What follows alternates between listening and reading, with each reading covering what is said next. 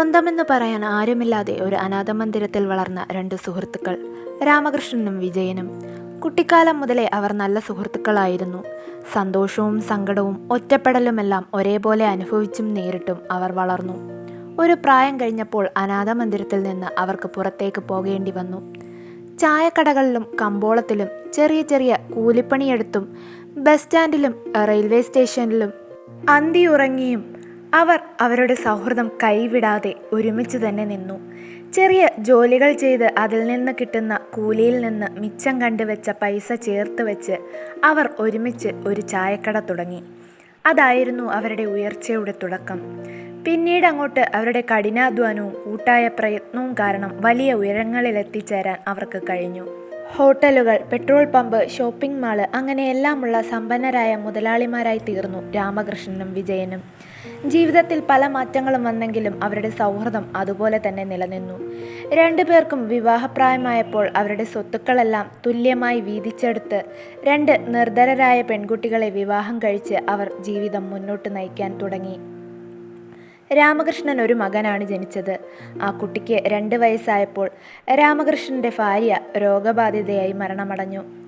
ഭാര്യയെ അകമഴിഞ്ഞ് സ്നേഹിച്ചിരുന്ന രാമകൃഷ്ണൻ രണ്ടാമതൊരു വിവാഹത്തിന് തയ്യാറാവാതെ തൻ്റെ മകനെ വളർത്തി ജീവിക്കാമെന്ന് തീരുമാനമെടുത്തു.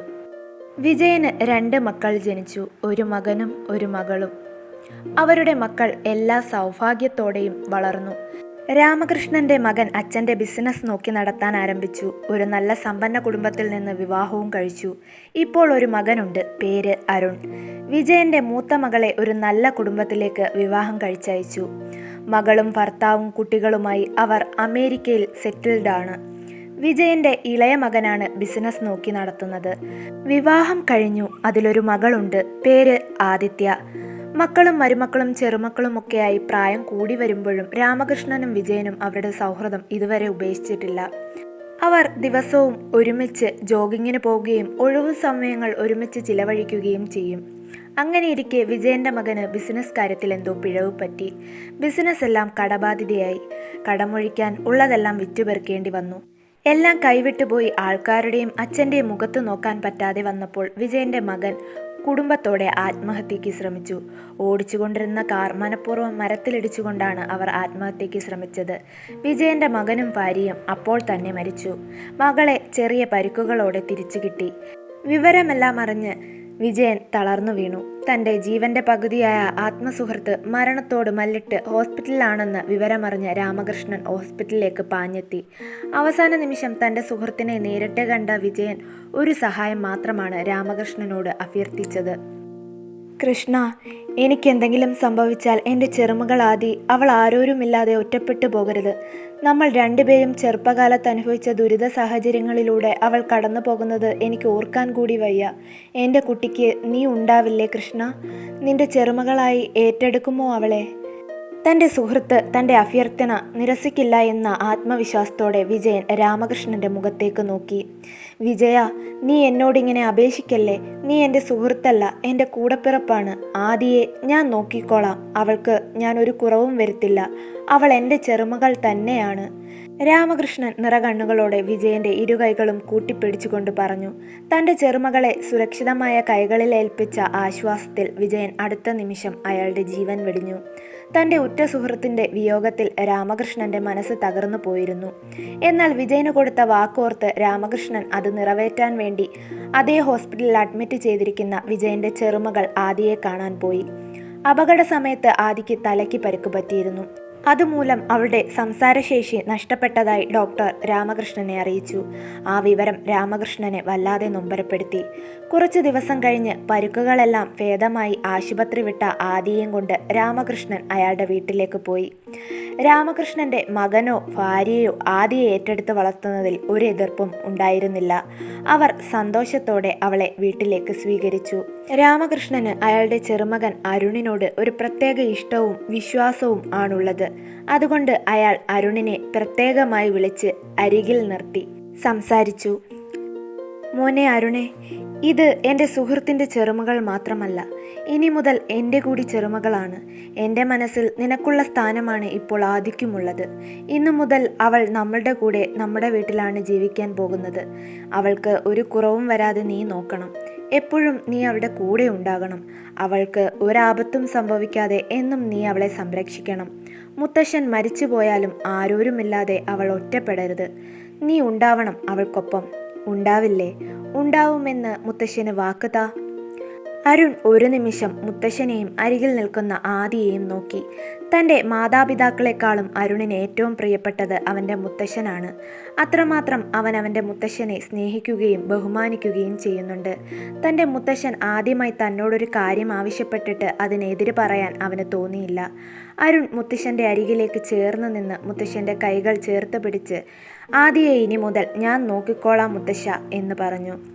അങ്ങനെ രണ്ട് കുട്ടികളുടെ കളിയും ചിരിയുമായി ആ വീട് ഒരു സ്വർഗം പോലെ മുന്നോട്ട് പോയിക്കൊണ്ടിരുന്നു. പെട്ടെന്നാണ് അത് സംഭവിച്ചത്. അരുണിൻ്റെ അമ്മ ഒരു കാർ ആക്സിഡൻറ്റ് സംഭവിച്ച് മരണപ്പെട്ടു. ഒട്ടും പ്രതീക്ഷിക്കാതെയുള്ള സംഭവം ആ കുടുംബത്തെ വല്ലാതെ തളർത്തി. എന്നാൽ ആ സങ്കടം വിട്ടുമാറും മുൻപ് അരുണിൻ്റെ അച്ഛൻ രണ്ടാമത് വിവാഹം കഴിച്ചു. കമ്പനിയിൽ അയാളുടെ സെക്രട്ടറിയായി ജോലി ചെയ്യുന്ന ജയശ്രീ എന്ന സ്ത്രീയെയാണ് വിവാഹം കഴിച്ചത്. അവർ ആ കുടുംബത്തിൽ വന്നു കയറിയതും പ്രശ്നങ്ങൾ ഓരോന്നായി മുളപൊട്ടാൻ തുടങ്ങി. അരുണിന് തുടക്കം മുതലേ ജയശ്രീയെ ഇഷ്ടമല്ലായിരുന്നു. സ്വന്തം അമ്മയുടെ സ്ഥാനത്ത് മറ്റൊരു സ്ത്രീയെ കാണാൻ അവൻ്റെ മനസ്സ് പാകപ്പെട്ടിട്ടുണ്ടായിരുന്നില്ല. ജയശ്രീ അവർ സ്വത്തും സമ്പാദ്യവും മോഹിച്ചാണ് അരുണിൻ്റെ അച്ഛനെ വിവാഹം കഴിച്ചത്. അതുകൊണ്ട് തന്നെ അരുണിനോടും രാമകൃഷ്ണനോടും അവർ സൗമ്യമായി പെരുമാറി നല്ലവരായി അഭിനയിച്ചു. എന്നാൽ ആദി ആ കുടുംബത്തിലെ കുട്ടിയല്ല എന്ന് തിരിച്ചറിഞ്ഞതോടെ തക്കം കിട്ടുമ്പോഴെല്ലാം അവളെ ഉപദ്രവിക്കുകയും വീട്ടുപണികൾ എടുപ്പിക്കുകയും ചെയ്യും. ചെറിയ തെറ്റിന് പോലും ആഹാരവും വെള്ളവും കൊടുക്കാതെ ഒരു ഇരുട്ടുമുറിയിൽ പൂട്ടിയിടും. അവിടെ നിന്നെല്ലാം അവളെ രക്ഷിക്കുന്നതും വല്ലാതെ വിഷമിച്ച് കരയുമ്പോൾ അവൾക്ക് ഏറ്റവും ഇഷ്ടപ്പെട്ട കേസരി ഉണ്ടാക്കിക്കൊടുത്ത് അവളെ ആശ്വസിപ്പിക്കുന്നതും അരുണാണ്. ജയശ്രീയുടെ പല പ്രവൃത്തികളും അതിരുകടന്നപ്പോൾ ഈ വിവരം അരുൺ മുത്തശ്ശനെ അറിയിച്ചു. ഇനി ഒരു തെറ്റ് കണ്ടാൽ വീട്ടിൽ നിന്ന് പുറത്താക്കുമെന്ന മുത്തശ്ശന്റെ താക്കീതിൽ ജയശ്രീയെ തൽക്കാലത്തേക്ക് അടക്കി നിർത്താൻ സാധിച്ചു. എന്നാൽ പ്രശ്നങ്ങളൊന്നും അവിടം കൊണ്ട് അവസാനിച്ചില്ല. പെട്ടെന്നൊരു ദിവസം ഹൃദയാഘാതം മൂലം അരുണിന്റെ അച്ഛൻ മരിച്ചു. അത് കഴിഞ്ഞ് കുറച്ച് മാസങ്ങൾ കഴിഞ്ഞപ്പോൾ മുത്തശ്ശൻ ശരീരത്തിന്റെ ഒരു വശം തളർന്ന് കിടപ്പിലായി. അതോടെ ആ കുടുംബത്തിന്റെ അധികാരവും ഭരണവും ജയശ്രീയുടെ കൈകളിലായി. എന്നാൽ സ്വത്തുക്കളുടെ എല്ലാം പൂർണ്ണാവകാശി അരുണാണെന്ന ബോധ്യം അവർക്കുണ്ടായിരുന്നു. ഇപ്പോൾ അരുണും ആദിയും 10ാം ക്ലാസ്സിൽ പഠിക്കുന്നു. പതിവ് പോലെ അവർ സ്കൂളിലേക്ക് പുറപ്പെട്ടു. അന്ന് അവരുടെ ക്ലാസ്സിൽ പുതുതായി ഒരു പെൺകുട്ടി വന്നു. ക്ലാസ് ടീച്ചർ അവളെ എല്ലാവർക്കും പരിചയപ്പെടുത്തി. മേഘ എന്നായിരുന്നു അവളുടെ പേര്. കുട്ടികളെല്ലാം അവളെ കയ്യടിയോടെ ക്ലാസ്സിലേക്ക് സ്വീകരിച്ചു. അരുൺ മേഘയെ പ്രത്യേകം ശ്രദ്ധിച്ചിരുന്നു. അന്ന് വൈകുന്നേരം ക്ലാസ് കഴിഞ്ഞ് വീട്ടിൽ വന്ന അരുണിന്റെ സ്വഭാവത്തിൽ ചില മാറ്റങ്ങൾ പ്രകടമായിരുന്നു. അതുവരെ അവന് അവൻ്റെ രണ്ടാനമ്മയായ ജയശ്രീയെ ഇഷ്ടമല്ലായിരുന്നു. അവർ പറയുന്നതൊന്നിനും അരുൺ ചെവി കൊടുക്കാറേയില്ല. പക്ഷേ ഇന്നങ്ങനെയല്ല. അവൻ ഒരു പ്രത്യേക സ്നേഹവും അടുപ്പവും അവരോട് കാണിക്കാൻ തുടങ്ങി. പിന്നീട് അങ്ങോട്ട് അവർ എന്ത് പറഞ്ഞാലും അവനത് അക്ഷരം പ്രതി അനുസരിച്ചു. മുൻപ് ജയശ്രീ ആദിയെ ഉപദ്രവിക്കുന്നത് കാണുമ്പോൾ അവരോട് മുഖത്തു നോക്കി അവൻ പ്രതികരിക്കുമായിരുന്നു. എന്നാൽ ഇപ്പോൾ അവൻ അങ്ങനെയൊന്നും അവരോട് പെരുമാറാറില്ല. ഒന്ന് ഉറക്കെ കരയാൻ പോലും ആവാതെ പ്രതികരിക്കാൻ പറ്റാതെ വിഷമിച്ചിരിക്കുന്ന ആദിയെ സമാധാനിപ്പിക്കുക മാത്രമാണ് അവനിപ്പോൾ ചെയ്യുന്നത്. സ്കൂളിലെ അരുണിന്റെ പ്രവർത്തികളിലും മാറ്റങ്ങൾ വന്നിട്ടുണ്ട്. അവൻ മേഘയുമായിട്ടാണ് അധിക സമയവും ഇപ്പോൾ ചെലവഴിക്കാറുള്ളത്. ആദി സംസാരശേഷിയില്ലാത്ത കുട്ടിയായതുകൊണ്ട് അവളെ ഒരുപാട് കുട്ടികൾ കളിയാക്കുകയും ശല്യപ്പെടുത്തുകയും ചെയ്യുന്നത് തടയാൻ അരുൺ അവളുടെ കൂടെയാണ് എപ്പോഴും നടക്കാറുള്ളത്. അവൾ മറ്റാരുമായും കൂട്ടുകൂടുന്നതും അവന് തീരെ ഇഷ്ടമല്ലായിരുന്നു. അതുകൊണ്ട് തന്നെ അവൾക്ക് അധികം കൂട്ടുകാരൊന്നുമില്ല. അരുൺ മേഘയുമായി സൗഹൃദമുണ്ടാക്കി അവളുമായി കൂടുതൽ സമയം ചിലവഴിക്കുന്നത് കൊണ്ട് ഇപ്പോൾ ആദിയെ മൈൻഡാക്കാറില്ല. ആദി ആകെപ്പാടെ ഒറ്റപ്പെട്ടതുപോലെയായി. അതവളെ വല്ലാതെ വിഷമിപ്പിച്ചു. ആ സമയത്ത് അവളുടെ മനസ്സിൽ അരുണിനോട് പ്രണയം തോന്നി തുടങ്ങിയിരുന്നു. എന്നാൽ അത് തുറന്നു പറയാനുള്ള ധൈര്യം അവൾക്കുണ്ടായിരുന്നില്ല. ഇപ്പോൾ അരുൺ അവളുടെ അടുത്തു നിന്ന് അകന്നു പോവാൻ തുടങ്ങിയപ്പോൾ ആദ്യം അവളുടെ പ്രണയം മനസ്സിൽ തന്നെ സൂക്ഷിക്കണമെന്ന് തീരുമാനിച്ചു. അങ്ങനെ സ്കൂൾ കാലഘട്ടം കഴിഞ്ഞു. ഇനി കോളേജിലേക്ക്. അരുണും ആദിയും മേഘയും ഒരു കോളേജിലാണ് പഠിക്കുന്നത്. അരുൺ കോളേജിൽ പോകാൻ രാവിലെ തന്നെ റെഡിയായി ആദി വരുന്നതും കാത്തുനിന്നു. കുറേ സമയമായിട്ടും അവളെ കാണാതെ വന്നതോടെ അവൻ ആദിയുടെ റൂമിലേക്ക് ഇടിച്ചു കയറി നോക്കുമ്പോൾ ആദി കണ്ണാടിയുടെ മുന്നിൽ നിന്ന് പതിവിലും അധികമായി അണിഞ്ഞൊരുങ്ങുന്നതാണ് അവൻ കണ്ടത്. അരുൺ അവളെ അടിമുടി നോക്കി. മുട്ടോളം നിൽക്കുന്ന ഒരു സ്കേർട്ടും ഒരു ലൂസ് ഷർട്ടുമാണ് അവൾ ധരിച്ചിരിക്കുന്നത്. മുകളിലത്തെ 2 ബട്ടണൊക്കെ അഴിച്ചിട്ട് ഒരു സൈഡ് സ്കേർട്ടിനുള്ളിലേക്ക് ടക്ക് ചെയ്ത് നന്നായി സ്റ്റൈൽ ചെയ്താണ് ആദി ഡ്രസ്സ് ധരിച്ചിരിക്കുന്നത്. കൂടാതെ മുഖത്ത് കുറച്ചധികം മേക്കപ്പ് ഒക്കെ യൂസ് ചെയ്തിരുന്നു. ഇതെല്ലാം കൂടി കണ്ടതോടെ എന്തോ അരുണിന് ദേഷ്യം വന്നു. ആദി, അവൻ ഉറക്കെ വിളിച്ചു. അവൾ ഞെട്ടി തിരിഞ്ഞു നോക്കി. നീ ഏത് ഡ്രസ്സാ ഇട്ടേക്കുന്നത്? ഇത് നിനക്ക് എവിടുന്ന് കിട്ടി? അവൻ ദേഷ്യത്തോടെ ചോദിച്ചു. ഈ സ്കേർട്ട് എൻ്റെ ഫ്രണ്ട് ജാസ്മിൻ തന്നതാ. ഞാൻ മോഡേണായി ഡ്രസ്സ് ഇട്ടാൽ നന്നായിരിക്കുമെന്ന് അവൾ പറഞ്ഞു. നന്നായിട്ടില്ലേ? ആദി അരുണിനോട് ചോദിച്ചു. ഓഹോ, മറ്റുള്ളവർ പറയുന്നത് കേട്ട് നീ നിന്റെ ഇഷ്ടത്തിന് നടക്കാനൊക്കെ തുടങ്ങിയോ? അരുൺ ചോദിച്ചത് കേട്ട് ആദിക്ക് സങ്കടമായി. അവൾ ഒന്നും മിണ്ടാതെ തലതാഴ്ത്തി നിന്നു. എന്താ, നിനക്കൊന്നും പറയാനില്ലേ? ശരി, പെട്ടെന്ന് ഈ സ്കേർട്ടൊക്കെ മാറ്റി വേറെ ഇറക്കമുള്ളത് എന്തെങ്കിലും ഇട്ടിട്ട് വാ, അരുൺ ഗൗരവത്തോടെ പറഞ്ഞു. ആദി അതിനൊന്നും എതിര് പറയാതെ അവൻ പറഞ്ഞതുപോലെ കബോർഡിൽ നിന്ന് മറ്റൊരു ഇറക്കമുള്ള സ്കേർട്ട് എടുത്ത് ധരിച്ചു. ശേഷം ഒരു പിണക്കവും കാണിക്കാതെ അവൻ്റെ മുന്നിലേക്ക് വന്നു നിന്നു. അവൻ ഒന്നുകൂടി അവളെ നോക്കി. ഇതെന്താ, നിന്റെ ഷർട്ടിന് മുകളിലെ 2 ബട്ടൺ ഇല്ലേ? അവൻ ചോദിച്ചു. ആദി ഉണ്ട് എന്ന് പറയുന്ന പോലെ തലയാട്ടി. ആഹാ, ഉണ്ടല്ലേ? എന്നാ പിന്നെ ആ 2 ബട്ടണും അങ്ങോട്ട് ഇട്ടേ, ഞാൻ കാണട്ടെ. അത് കേട്ട് ആദി അനുസരണയുള്ള കുട്ടിയെപ്പോലെ ഷർട്ടിൻ്റെ 2 ബട്ടണും ഇട്ടു. ശേഷം ബാഗ് എടുത്ത് തോളിലിട്ട് അവൾ മുന്നോട്ട് നടക്കാൻ തുടങ്ങി. പെട്ടെന്ന് അരുൺ അവളുടെ കയ്യിൽ പിടിച്ചവിടെ നിർത്തി. അവളുടെ മുഖത്തേക്ക് ഒന്നുകൂടി സൂക്ഷിച്ചു നോക്കി. നീ പഠിക്കാനല്ലേ പോകുന്നത്, അല്ലാതെ ഫംഗ്ഷനും പാർട്ടിക്കും ഒന്നുമല്ലല്ലോ. കോളേജിൽ പോകാൻ ഇത്രയും മേക്കപ്പ് വേണ്ട, അതെല്ലാം തുടച്ചു കളഞ്ഞേ എന്ന് പറഞ്ഞ് അരുൺ അവൾക്ക് നേരെ അവിടെ ഉണ്ടായിരുന്ന ഒരു ടവൽ എടുത്ത് നീട്ടി. മനസ്സില്ലാ മനസ്സോടെ ആദി മുഖത്തെ മേക്കപ്പ് എല്ലാം തുടച്ചു കളഞ്ഞു. ഒരുപാട് നേരത്തെ കഷ്ടപ്പാട് ഒറ്റ നിമിഷം കൊണ്ട് ഇല്ലാതാക്കിയ അരുണിനോടുള്ള ദേഷ്യവും പിണക്കവും അവളുടെ മുഖത്ത് പ്രകടമായിരുന്നു. മുഖം തിരിഞ്ഞ് പിണങ്ങി നിൽക്കുന്ന ആദിയുടെ 2 കവിളിലും കിള്ളിക്കൊണ്ട് അവൻ പറഞ്ഞു. ഇപ്പോഴാണ് നീ സുന്ദരിയായത്, സമയം കളയണ്ട, വാ പോകാം. അവൻ റൂമിന് വെളിയിലേക്ക് നടന്നു. പുറകെ ആദിയും. അവർ അങ്ങനെ കോളേജിലെത്തി. അരുണിനെ കാത്ത് ക്ലാസ് റൂമിന് മുന്നിൽ തന്നെ മേഘയുണ്ടായിരുന്നു. മേഘയെ കണ്ടതും അരുൺ ആദിയെ ഒഴിവാക്കി അവളോടൊപ്പം പോയി. അരുണിന്റെ പെരുമാറ്റം കുറച്ചുനാൾ കൊണ്ട് അങ്ങനെയാണ്. അതുകൊണ്ട് അതൊന്നും വലിയ കാര്യമാക്കാതെ ആദി ഒറ്റയ്ക്ക് അവളുടെ സീറ്റിലേക്ക് പോയിരുന്നു. കുറച്ചു സമയം കഴിഞ്ഞ് അവളുടെ ഫ്രണ്ട് ജാസ്മിൻ വന്നു. നീ എന്താ ഞാൻ തന്ന സ്കേർട്ട് ഇടാതെ വന്നത്? ജാസ്മിൻ ചോദിച്ചു. അത് ഞാൻ അങ്ങനെയുള്ള ഡ്രസ്സൊന്നും ഇടുന്നത് അരുണിന് ഇഷ്ടമല്ല. അത് കൊള്ളാം, നീ അങ്ങനെ ഡ്രസ്സ് ഇടുന്നതിന് അവനെന്താ? അത് നിന്റെ ഇഷ്ടമല്ലേ? നീ അവൻ പറയുന്നതൊന്നും മൈൻഡാക്കണ്ട. നീ നിന്റെ ഇഷ്ടത്തിന് വേണം ജീവിക്കാൻ, ജാസ്മിൻ പറഞ്ഞു. വേണ്ട ജാസ്മിൻ, അരുണിന് ഇഷ്ടമല്ലാത്തതൊന്നും ചെയ്യുന്നത് എനിക്കിഷ്ടമല്ല. അതുകൊണ്ട് ഇതൊന്നും വേണ്ട. ആദി ജാസ്മിൻ കൊടുത്ത സ്കേർട്ട് അവളെ തിരിച്ചേൽപ്പിച്ചുകൊണ്ട് പറഞ്ഞു. എന്താ മോളെ, അതിലെന്തോ കള്ളത്തരം ഉണ്ടല്ലോ. ഒരാൾക്ക് വേണ്ടി നീ നിന്റെ ഇഷ്ടം വേണ്ടാന്ന് വെക്കണമെങ്കിൽ ആ ആള് നിനക്ക് അത്ര പ്രിയപ്പെട്ടതാണെന്ന് തോന്നുന്നല്ലോ. ജാസ്മിൻ്റെ മുന വെച്ചുള്ള ചോദ്യം കേട്ട് ആദി ഒന്നും മിണ്ടാതെ ഒന്ന് ചിരിച്ചു. ഈടി മിണ്ടാ പൂച്ചയെ, അപ്പോൾ നിനക്ക് ശരിക്കും അരുണിനെ ഇഷ്ടമാണല്ലേ? ജാസ്മിൻ അതിശയത്തോടെ ചോദിച്ചു. ആദി അതിന് മറുപടിയായി അതേ എന്ന് തലയാട്ടി. ജാസ്മിൻ അത് കേട്ട് ഒന്ന് സന്തോഷിച്ചെങ്കിലും പെട്ടെന്ന് അവൾ തിരിഞ്ഞ് ഒരുമിച്ചിരുന്ന് സംസാരിക്കുന്ന അരുണിനെയും മേഘയെയും നോക്കി.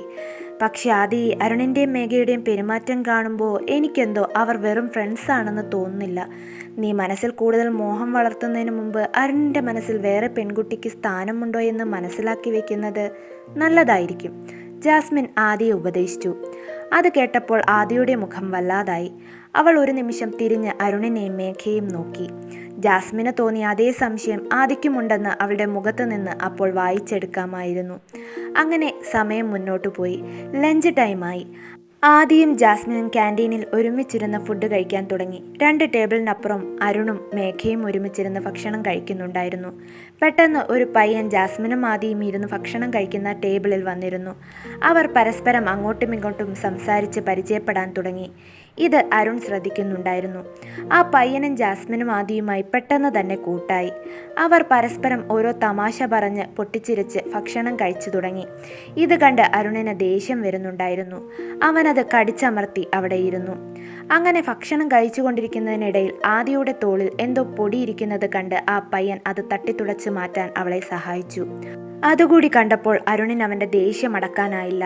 അവൻ മുന്നിലുണ്ടായിരുന്ന ടേബിളിൽ കൈയുടെ മുഷ്ടി ചുരുട്ടി ആഞ്ഞടിച്ച ശേഷം ചാടി എഴുന്നേറ്റ് അവരുടെ അടുത്തേക്ക് നടന്നു. അവളുടെ ദേഹത്തുനിന്ന് കൈയെടുക്കടാ എന്ന് ആക്രോശിച്ചുകൊണ്ട് അരുൺ ആ പയ്യനെ കോളറിൽ കുത്തിപ്പിടിച്ച് എഴുന്നേൽപ്പിച്ചു. നീ ആരാടാ എൻ്റെ പെണ്ണിൻ്റെ ദേഹത്ത് കൈവെക്കാൻ? അരുൺ പരിസരം മറന്ന് ബഹളം വെക്കാൻ തുടങ്ങി. ആദി പെട്ടെന്ന് വന്ന് അരുണിനെ പിടിച്ചു മാറ്റാൻ ശ്രമിച്ചു. അരുൺ അവളെ തള്ളി മാറ്റി അവൾക്ക് നേരെ ദേഷ്യപ്പെടാൻ തുടങ്ങി. ഏതെങ്കിലും ഒരുത്തൻ ദേഹത്ത് തൊടുമ്പോൾ ഇളിച്ചോണ്ട് നിൽക്കാതെ അപ്പോൾ തന്നെ പ്രതികരിക്കണം, അതാ മാന്യതയുള്ള പെണ്ണുങ്ങൾ ചെയ്യേണ്ടത് എന്ന് ശബ്ദമുയർത്തി ആദിയോട് പറഞ്ഞ ശേഷം അരുൺ അവിടെ നിന്നും നടന്നുപോയി. അത്രയും പേരുടെ മുന്നിൽ വെച്ച് അരുൺ അങ്ങനെ പറഞ്ഞത് ആദിക്ക് ഒരുപാട് അപമാനമായി തോന്നി. അവൾ വല്ലാതെ വിഷമിച്ചു കരയാൻ തുടങ്ങി. ജാസ്മിൻ അവളെ ചേർത്ത് പിടിച്ചു. വളരെയധികം ദേഷ്യത്തോടെ അരുൺ നടന്ന് കോളേജിന്റെ ഗ്രൗണ്ടിൽ വന്നു നിന്നു. ആ സമയം ഈ നടന്ന സംഭവമെല്ലാം കണ്ടു നിന്ന മേഘ അരുണിന് പിന്നാലെ അവിടേക്ക് വന്നു. അരുൺ, മേഘ പിന്നിൽ നിന്ന് വിളിച്ചു. അരുൺ തിരിഞ്ഞു നോക്കി. മേഘയെ കണ്ടപ്പോൾ അവനുണ്ടായ ദേഷ്യം മറയ്ക്കാൻ അരുൺ ശ്രമിക്കുന്നുണ്ടായിരുന്നു.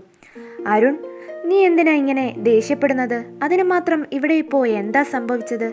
ആദിത്യയെ ആ പയ്യനൊന്ന് തൊട്ടതിനാണോ നീ ഇത്രയും ടെൻഷനാകുന്നത്? അതിന് മാത്രം ആദിത്യയ്ക്ക് അരുണിൻ്റെ മനസ്സിൽ സ്ഥാനമുണ്ടോ? മേഘ സംശയത്തോടെ ചോദിച്ചു. ഹേയ് മേഘ, ഇത് എന്തൊക്കെയാ പറയുന്നത്? എൻ്റെ മനസ്സിൽ ആദിക്കൊരു സഹോദരിയുടെ സ്ഥാനം മാത്രമേ ഉള്ളൂ. അതിനപ്പുറം അവളോട് എനിക്കൊരു ഫീലിംഗുമില്ല. അത് പറയുമ്പോൾ അവൻ്റെ ശബ്ദം വല്ലാതെ ഇടറുന്നുണ്ടായിരുന്നു. ഹേയ്, അങ്ങനെയാണെന്ന് എനിക്ക് തോന്നുന്നില്ല. ആ സമയത്ത് അരുണിൻ്റെ മുഖത്ത് ഞാൻ കണ്ടത് സ്വന്തം കാമുകയെ വേറൊരാൾ സ്പർശിക്കുമ്പോൾ ഒരു കാമുകനുണ്ടാകുന്ന ഭാവമാറ്റമായിരുന്നു, മേഘ പറഞ്ഞു. മേഘ പ്ലീസ്, നീ ഇങ്ങനെ ഓരോന്ന് ചിന്തിച്ചു കൂട്ടി പറയല്ലേ. ഞാൻ ആദിയെ പ്രണയിക്കുന്നില്ല. എൻ്റെ മനസ്സിൽ വേറൊരു പെൺകുട്ടിയാണുള്ളത്. വേറൊരു പെൺകുട്ടിയോ? അതാരാ? മേഘ വെപ്രാളപ്പെട്ട് ചോദിച്ചു.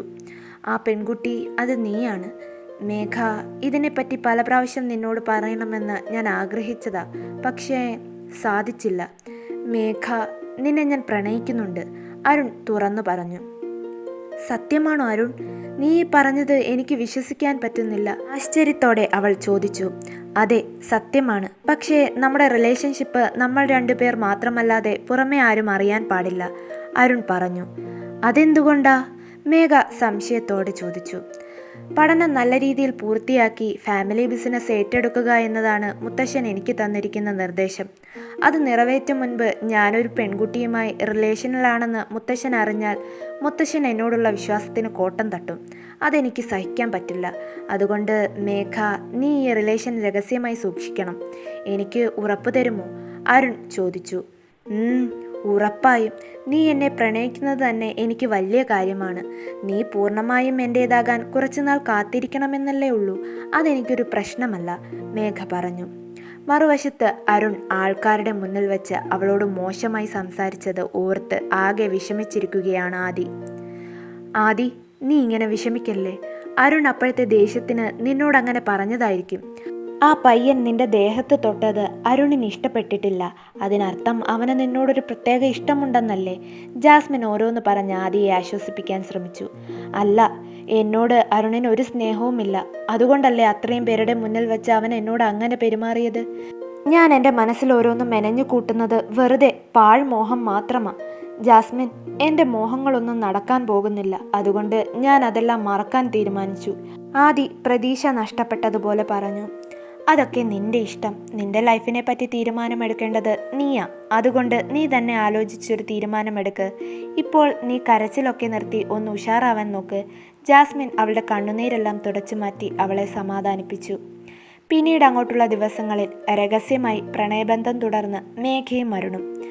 അരുണിനെ മറക്കാൻ ശ്രമിച്ചിട്ടും അവനോടുള്ള പ്രണയം മറക്കാനാകാതെ ആദിയും. അങ്ങനെ അവർ അവരുടെ കോളേജ് പഠനം പൂർത്തിയാക്കി. അരുൺ പഠനം കഴിഞ്ഞ് ബിസിനസ് കാര്യങ്ങൾ ഏറ്റെടുത്തു. രാമകൃഷ്ണ ഗ്രൂപ്പ് ഓഫ് കമ്പനിയുടെ ചെയർമാനാണ് ഇപ്പോൾ അരുൺ. മേഘ അരുണിൻ്റെ കമ്പനിയിൽ അവൻ്റെ സെക്രട്ടറിയായി ജോലിക്ക് കയറി. ആദിക്ക് മുത്തശ്ശൻ അവളുടെ പഠനത്തിനനുസരിച്ച് കമ്പനിയിൽ ഒരു പോസ്റ്റ് കൊടുത്തെങ്കിലും അവൾ അത് സ്വീകരിച്ചില്ല. മുത്തശ്ശൻ്റെ പരിചരണം ഏറ്റെടുത്ത് അവൾ വീട്ടിൽ തന്നെ ചടഞ്ഞുകൂടി. അങ്ങനെ ഒരു ദിവസം പതിവ് പോലെ ഓഫീസിലെത്തിയ അരുണിനെ കാണാനും സംസാരിക്കാനും മേഘ അവൻ്റെ ക്യാബിനിലേക്ക് ഇടിച്ചു കയറി. അരുൺ, നീ പറഞ്ഞതുപോലെ പഠനം കഴിഞ്ഞ് നീ കമ്പനിയുടെ ചെയർമാനായി പദവി ഏറ്റെടുത്തു. ഇനി നിനക്ക് നമ്മുടെ റിലേഷൻ പബ്ലിക്കാക്കിക്കൂടെ? നമ്മുടെ കല്യാണക്കാര്യത്തെപ്പറ്റി നിനക്ക് മുത്തശ്ശനോട് സംസാരിച്ചൂടെ? മേഘ അവളുടെ ആവശ്യം അവതരിപ്പിച്ചു. എൻ്റെ പൊന്നു മേഘ, നീ ഇത് എപ്പോഴും ഇങ്ങനെ പറയണ്ട. എനിക്ക് ഓർമ്മയുണ്ട്. ഞാൻ അതിനെപ്പറ്റി മുത്തശ്ശനോട് സംസാരിക്കാം. ഒന്ന് വെയിറ്റ് ചെയ്യ്. ഇനിയും എത്ര നാൾ ഞാൻ വെയിറ്റ് ചെയ്യണം? ഇത്രയും കാത്തിരുന്നത് പോരെ? മേഘ അരുണിനെ വല്ലാതെ ശല്യം ചെയ്യാൻ തുടങ്ങി. ശരി ശരി, ഉടനെ തന്നെ പറയാം. ഞാനൊരു ഡേറ്റ് ഫിക്സ് ചെയ്തിട്ട് നിന്നെ വിളിക്കാം. നമുക്ക് ഒരുമിച്ച് മുത്തശ്ശനെ കണ്ട് സംസാരിക്കാം, പോരെ? അത് കേട്ടപ്പോൾ മേഘയ്ക്ക് കുറച്ച് ആശ്വാസമായി. അവൾ സന്തോഷത്തോടെ അതിന് ഓക്കെ പറഞ്ഞു. അവർ അങ്ങനെ സംസാരിച്ചു കൊണ്ടിരിക്കുന്നതിനിടയിൽ അരുണിനൊരു ഫോൺ കോൾ വന്നു. വീട്ടിലെ ഒരു സ്റ്റാഫാണ് വിളിച്ചത്. മുത്തശ്ശന് തീരെ സുഖമില്ല, അരുൺ പെട്ടെന്ന് ഇവിടെ വരണം. അരുൺ കോൾ അറ്റൻഡ് ചെയ്തയുടൻ സ്റ്റാഫ് വെപ്രാളത്തോടെ പറഞ്ഞു. അത് കേട്ട പാതി അരുൺ ഓഫീസിന് പുറത്തേക്കിറങ്ങി ഓടി. വീട്ടിലെത്തി മുത്തശ്ശൻ്റെ റൂമിലേക്ക് കയറിയ അരുൺ നോക്കുമ്പോൾ അവിടെ ഡോക്ടറും പരിവാരങ്ങളും ഉണ്ടായിരുന്നു. അരുൺ ഡോക്ടറിൻ്റെ മുഖത്തേക്ക് നോക്കി. മുത്തശ്ശൻ ഇനി അധിക സമയമില്ല എന്ന് അവർ അപ്പോഴേക്കും വിധി എഴുതിയിരുന്നു. അവൻ സങ്കടത്തോടെ മുത്തശ്ശൻ്റെ അരികിൽ വന്നിരുന്നു. മുത്തശ്ശൻ്റെ കൈ താങ്ങിപ്പിടിച്ച് അവൻ്റെ ഒരു കൈയിലേക്ക് വെച്ച് തലോടാൻ തുടങ്ങി. മുത്തശ്ശൻ മെല്ലെ കണ്ണുകൾ തുറന്ന് അരുണിനെ നോക്കി. മോനെ അരുണേ, ഈ അവസാന നിമിഷത്തിൽ മുത്തശ്ശന് ഒരാഗ്രഹം കൂടിയുണ്ട്. നീ അത് സാധിച്ചു തരുമോ? വളരെ പ്രയാസപ്പെട്ട് വിക്കി മുത്തശ്ശൻ അരുണിനോട് ചോദിച്ചു. ചോദിക്ക്, മുത്തശ്ശൻ എന്ത് ചോദിച്ചാലും ഞാൻ അത് സാധിച്ചു തരും. അതെൻ്റെ വാക്കാ, അരുൺ നിറകണ്ണുകളോടെ പറഞ്ഞു. ആദി, അവൾ ഈ കുടുംബത്തിൽ എന്നും ഉണ്ടാകണം. അവളെ വേറെ എങ്ങോട്ടും വിടരുത്. അവൾ എന്നും നിന്റെ കൂടെ ഉണ്ടാകണം. അതിന് നീ അവളെ വിവാഹം കഴിക്കണം. മുത്തശ്ശൻ പറയുന്നത് കേട്ട് ഒരു നിമിഷം പോലും ആലോചിക്കാതെ ആദിയെ വിവാഹം കഴിക്കാമെന്ന് അരുൺ മുത്തശ്ശന് വാക്കുകൊടുത്തു. അടുത്ത നിമിഷം മുത്തശ്ശൻ ഒരു ചെറു പുഞ്ചിരിയോടെ കണ്ണുകൾ ഇറുക്കി അടച്ചു. അരുൺ അത് കണ്ട് ഡോക്ടറിൻ്റെ മുഖത്തേക്ക് നോക്കി. ഡോക്ടർ പൾസ് മോണിറ്റർ നിരീക്ഷിച്ച ശേഷം മുത്തശ്ശൻ മരിച്ചതായി അരുണിനെ അറിയിച്ചു. ആ വിവരമറിഞ്ഞ് അരുണും ആദിയും പൊട്ടിക്കരയാൻ തുടങ്ങി. എന്നാൽ രണ്ടാനമ്മയായ ജയശ്രീ ദേഷ്യത്തോടെ റൂമിൽ നിന്ന് ഇറങ്ങിപ്പോയി. അരുണും ആദിയും വിവാഹം കഴിക്കുന്നതിനോട് അവർക്ക് തീരെ താല്പര്യമില്ലായിരുന്നു. മേഘയും ഈ വിവരങ്ങളെല്ലാം അറിഞ്ഞു. അരുൺ ആദിയെ വിവാഹം കഴിക്കാൻ തീരുമാനിച്ചത് മേഘയെ പ്രകോപിപ്പിച്ചിരുന്നു.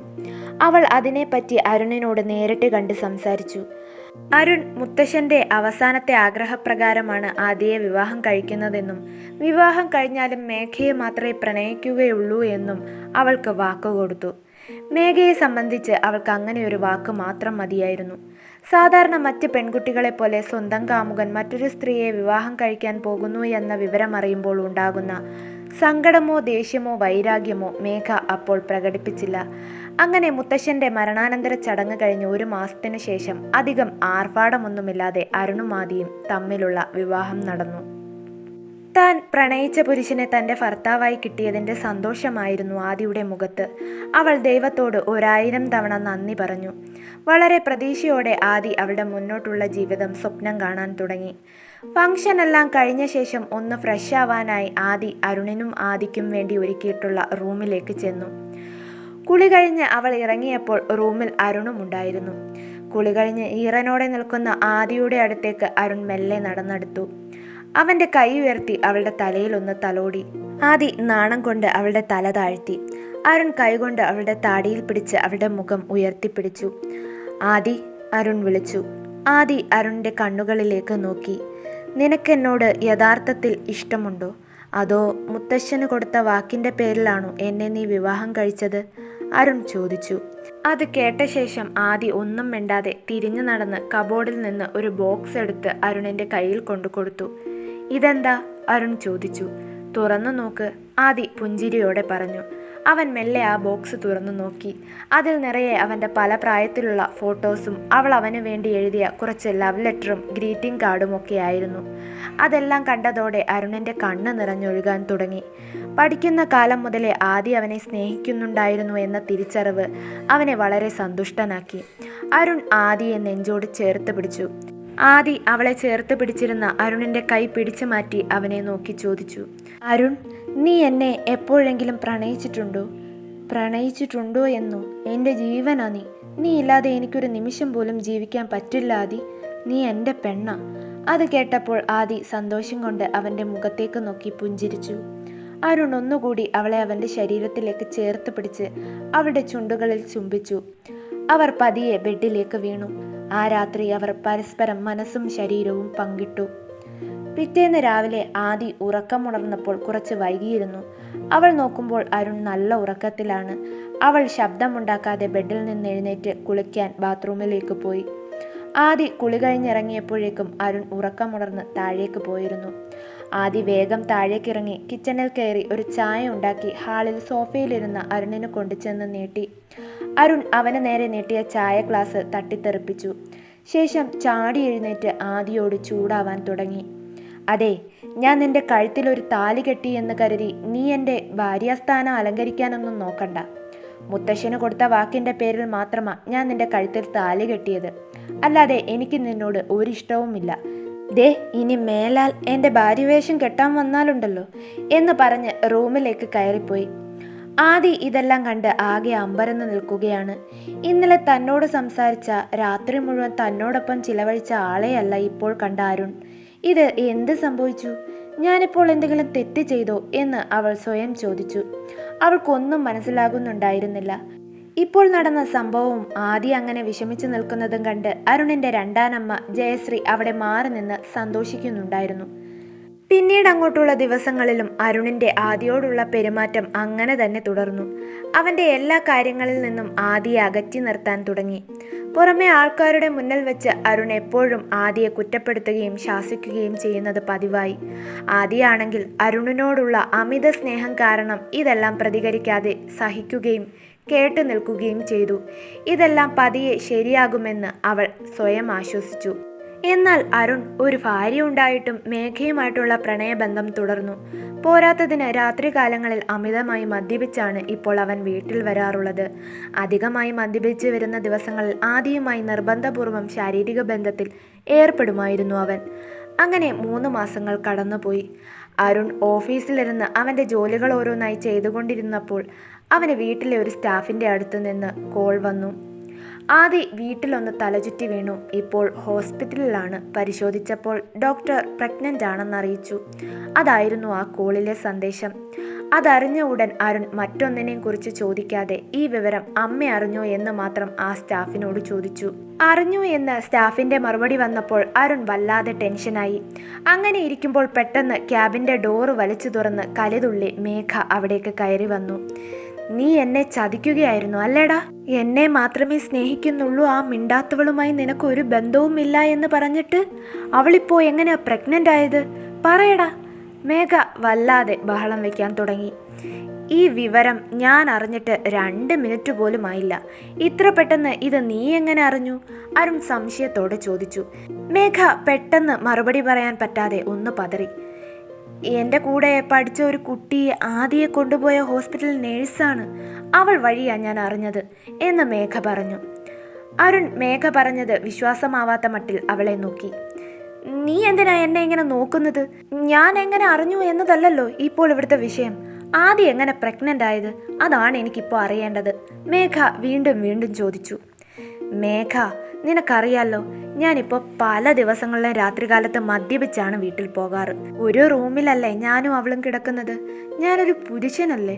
ബോധമില്ലാത്ത സമയത്ത് എന്തെങ്കിലുമൊക്കെ സംഭവിച്ചു പോയി കാണും. അതിനിപ്പോൾ എനിക്കെന്ത് ചെയ്യാൻ പറ്റും? എനിക്കതൊന്നും അറിയണ്ട. നീ ഉടനെ അവളുടെ വയറ്റിലെ കുഞ്ഞിനെ അബോർഷൻ ചെയ്യിക്കണം. എന്നിട്ട് അവളെ ഡിവോഴ്സ് ചെയ്ത് എന്നെ വിവാഹം കഴിക്കണം. മേഘ വല്ലാതെ വാശി പിടിക്കാൻ തുടങ്ങി. എൻ്റെ മേഘ, നീ ഒന്ന് അടങ്ങ്. നീ പറയുന്നത് പോലെ അതത്ര എളുപ്പമുള്ള കാര്യമൊന്നുമല്ല. ഞാൻ വീട്ടിൽ പോയി വിവരങ്ങളെല്ലാം ഒന്ന് അന്വേഷിക്കട്ടെ എന്ന് പറഞ്ഞ് അരുൺ ഓഫീസിൽ നിന്നും ഇറങ്ങി.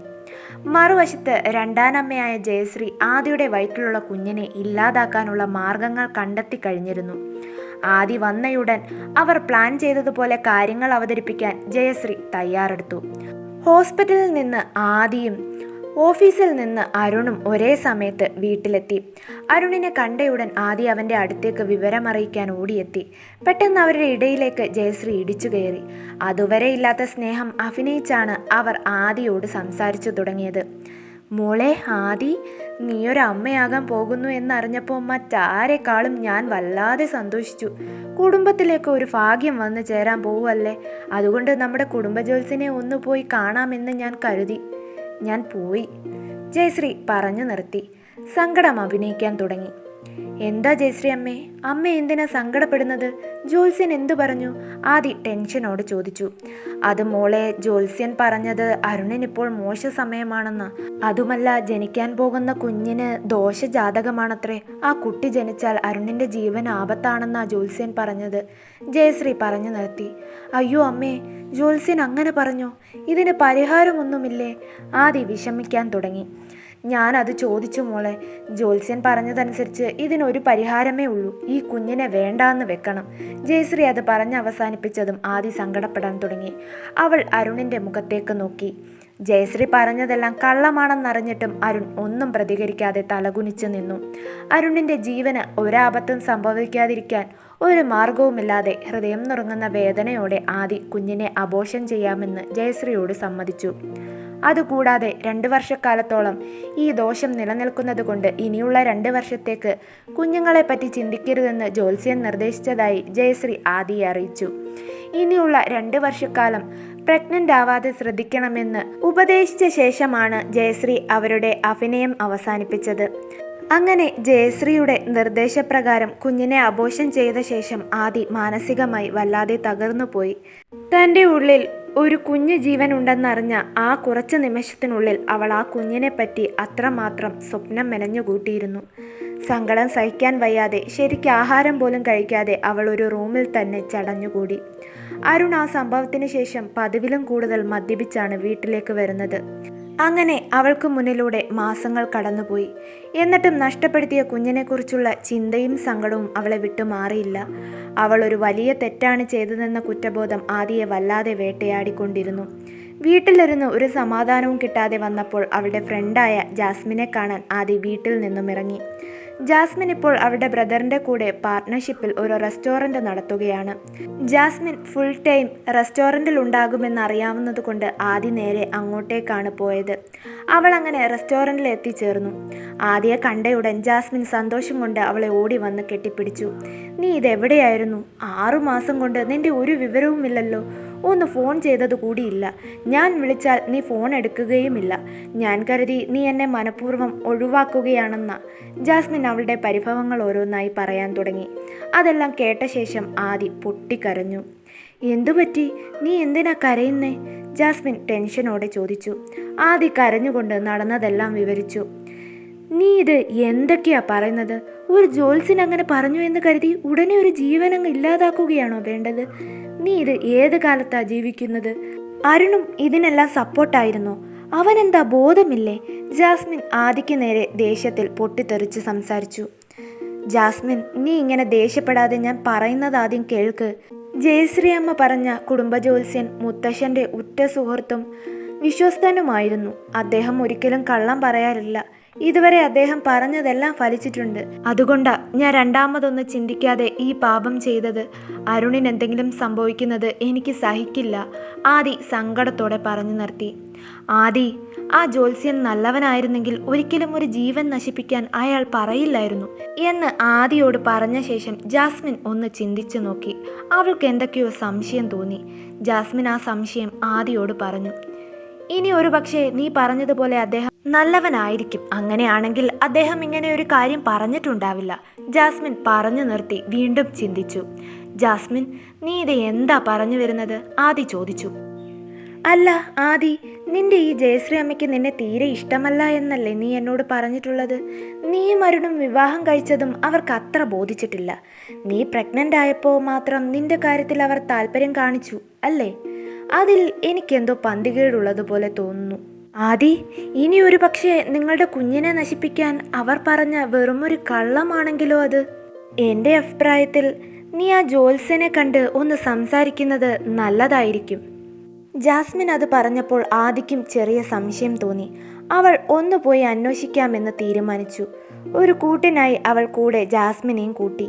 അവർ ജ്യോത്സ്യനെ നേരിട്ട് കണ്ട് നടന്ന കാര്യങ്ങൾ വിവരിച്ചു. ആദിയുടെ കുഞ്ഞിനെ നശിപ്പിക്കണമെന്ന് ഞാൻ ആരോടും പറഞ്ഞിട്ടില്ല. ഇതിനെപ്പറ്റി സംസാരിക്കാൻ ജയശ്രീ എന്നെ കാണാൻ വന്നിട്ടുമില്ല എന്നുള്ള അദ്ദേഹത്തിൻ്റെ മറുപടി കേട്ടപ്പോൾ അവൾ സംശയിച്ചത് സത്യമാണെന്ന് ആദിക്ക് ബോധ്യപ്പെട്ടു. ഒരു തെറ്റും ചെയ്യാത്ത തൻ്റെ കുഞ്ഞിനെ വെറും സ്വാർത്ഥതയ്ക്ക് വേണ്ടി ഇല്ലാതാക്കിയ ജയശ്രീയോട് അവൾക്ക് നല്ല ദേഷ്യം തോന്നി. അവരോട് ഇത് നേരിട്ട് ചോദിക്കണമെന്ന ഒറ്റ വാശിയിൽ അവൾ അവിടെ നിന്നും അരുണിൻ്റെ വീട്ടിലേക്ക് പുറപ്പെട്ടു. ജാസ്മിനും അവളെ ഒറ്റയ്ക്ക് വിടാൻ മനസ്സില്ലാതെ കൂടെ പോയി. വീട്ടിലെത്തിയ പാടെ അവൾ ഹാളിലിരുന്ന ജയശ്രീയുടെ അടുത്തേക്ക് പാഞ്ഞടുത്തു. നിങ്ങളൊരു സ്ത്രീയാണോ? എന്നെ ഇഷ്ടമല്ല എന്നുണ്ടെങ്കിൽ ആ ഇഷ്ടക്കേടും ദേഷ്യവും എന്നോട് കാണിച്ചാൽ പോരെ? എന്തിനാ ഒരു തെറ്റും ചെയ്യാത്ത എൻ്റെ കുഞ്ഞിനെ നിങ്ങൾ ഇല്ലാതാക്കിയത്? ആദി അവളുടെ കണ്ണുനീർ തുടച്ചു മാറ്റി ദേഷ്യത്തോടെ ജയശ്രീയോട് ചോദിച്ചു. ജയശ്രീ ഇരുന്ന ചെയറിൽ നിന്ന് ചാടി എഴുന്നേറ്റ് ആദിയുടെ മുഖത്ത് ആഞ്ഞടിച്ചു. ശേഷം അവളെ നിലത്തേക്ക് തള്ളിയിട്ടു. നീ എൻ്റെ മുഖത്ത് നോക്കി ദേഷ്യപ്പെട്ട് സംസാരിക്കാറായോടി ഊമ പെണ്ണെ? അതേടി, നിന്റെ കുഞ്ഞിനെ ഞാൻ മനഃപൂർവ്വം കൊല്ലിച്ചതാ. അതിനിപ്പോൾ എന്താടി? നീ എന്നെ എന്ത് ചെയ്യും? ജയശ്രീ ആക്രോശിച്ചു. അതുകൂടി കേട്ടപ്പോൾ ആദിക്ക് അവളുടെ ദേഷ്യം അടക്കാനായില്ല. അവൾ ചാടി എഴുന്നേറ്റ് സകല ആരോഗ്യവും എടുത്ത് ജയശ്രീയെ നിലത്തേക്ക് തള്ളിയിട്ടു. അങ്ങനെ നിലത്ത് കിടന്നുകൊണ്ട് തന്നെ ജയശ്രീ അവരുടെ ജോലിക്കാരിയായ ശ്യാമളയെ ഉറക്കെ വിളിച്ചു. അവർ അങ്ങോട്ടേക്ക് വന്ന ശേഷം എഴുന്നേറ്റ് നിന്ന ജയശ്രീ, നീ എത്ര ധൈര്യമുണ്ടെങ്കിൽ എൻ്റെ ദേഹത്ത് കൈവെക്കും എന്ന് ആദിയെ രൂക്ഷമായി നോക്കിക്കൊണ്ട് ചോദിച്ച ശേഷം തിരിഞ്ഞ് ശ്യാമളയെ നോക്കി ആദിയെ തല്ലിച്ചതയ്ക്കാൻ ആവശ്യപ്പെട്ടു. ശ്യാമള രണ്ടാമതൊന്ന് ചിന്തിക്കാതെ ആദിയെ തല്ലാൻ തുടങ്ങി. അടികൊണ്ട് നിലത്ത് വീണ ആദിയെ എന്നിട്ടും വെറുതെ വിടാതെ അവർ നിലത്തിട്ട് ചവിട്ടാൻ തുടങ്ങി. ഇത് കണ്ട് ജാസ്മിൻ തടസ്സം പിടിക്കാൻ വന്നെങ്കിലും ജയശ്രീയുടെ മറ്റു ജോലിക്കാർ ചേർന്ന് ജാസ്മിനെ അവിടെ പിടിച്ചു നിർത്തി. ഈ സമയം വീട്ടിൽ വഴക്ക് നടക്കുന്നുണ്ടെന്ന് അരുണിൻ്റെ വിശ്വസ്തനായ ജോലിക്കാരൻ വഴി അറിഞ്ഞ അവൻ അങ്ങോട്ടേക്ക് ഓടിയെത്തി.